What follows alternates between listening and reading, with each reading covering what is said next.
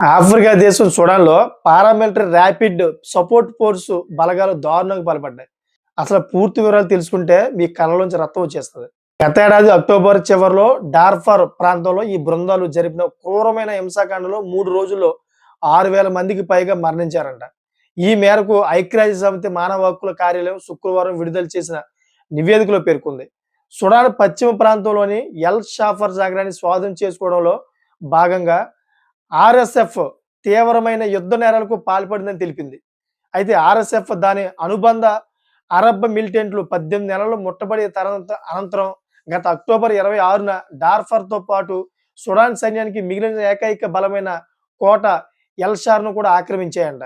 So ఈ క్రమంలో ఎల్షార్తో పాటు దాని చుట్టుపక్కల ప్రాంతంలో విధ్వంసం సృష్టించాయి. అక్టోబర్ 25, 27వ తేదీల మధ్య ఈ నగరంలో ఉంటున్న దాదాపు 4,400 మందిని హతమార్చగా పారిపోవడానికి ప్రయత్నించిన మరో 1,600 మందిని బలగాలు ఊచకోత కోశారంట.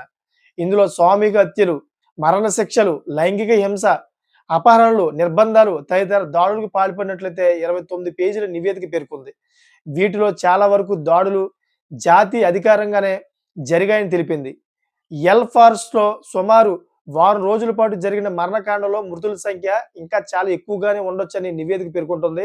అయితే ఈ నివేదికపై ఆర్ఎస్ఎఫ్ వర్గాలు ఇంకా స్పందించలేదు. చూశారు కదా సుడాన్‌లో ఎంత భీకరమైన పోరు జరుగుతుందో. కళ్ళలోంచి రక్తం వచ్చేస్తుందన్నమాట ఈ మాటలను చెప్తూ ఉంటుంటే నేను. సో మీకేమనిపిస్తుంది?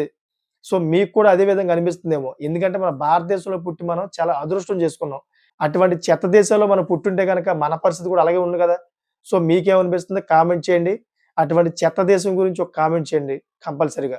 అదేవిధంగా నా ఛానెల్‌కి లైక్ చేసి సబ్స్క్రైబ్ చేసుకుంటారని, అదేవిధంగా ఈ వీడియోని మరి 100 మందికి షేర్ చేస్తారని కోరుకుంటున్నాను. Thank for watching friends.